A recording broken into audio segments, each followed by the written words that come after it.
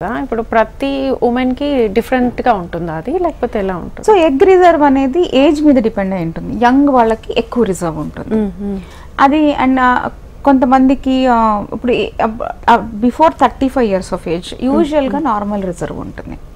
35 to 40 decline in the reserve ఉంటుంది. 40 to 45 ఇంకా తగ్గిపోతుంది ఎగ్ రిజర్వ్. అది న్యాచురల్ ఫెనామినా, నార్మల్ గా అందరికీ అలాగే జరుగుతుంది. సో ఈ ఇన్ఫర్టిలిటీ సమస్యతో బాధపడే వాళ్ళలో తొందరగానే ఎగ్ రిజర్వ్ అనేది తగ్గిపోవడం అనేది చూస్తూ ఉంటాం చిన్న ఏజ్ లోనే.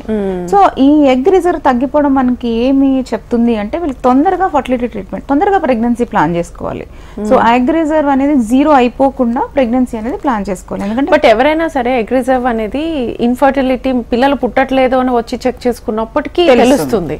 సో చాలా మంది నాకు తెలిసి ఆల్మోస్ట్ 30 years తర్వాతే వస్తారేమో కదా డాక్టర్? ఇప్పుడు ఈ జనరేషన్ 30 years తర్వాత. సో అది ముందు తెలుసుకుంటే బెటర్ అంటే అంటే చాలా మంది కొంచెం ఎడ్యుకేటెడ్ విమెన్, కొందరు అంటే ఆల్రెడీ ఈ విషయాల సమస్యలు తెలిసిన వాళ్ళు they check AMH. Unmarried girls check. So వాళ్ళు వచ్చి చేసుకోవచ్చు, ఎవరైనా జస్ట్ సింపుల్ బ్లడ్ టెస్ట్ అంతే. సో మరి అది అడలసెంట్స్ మరి టీనేజ్ లో అయితే రాంగ్ రిజల్ట్ ఇస్తుంది. అబౌట్ 20-25 వాళ్ళకి you will know the better result. Egg reserve అనేది చెక్ చేసుకోవచ్చు. ఒక బ్లడ్ టెస్ట్, ఒక స్కాన్ చేసుకుంటే సరిపోతుంది.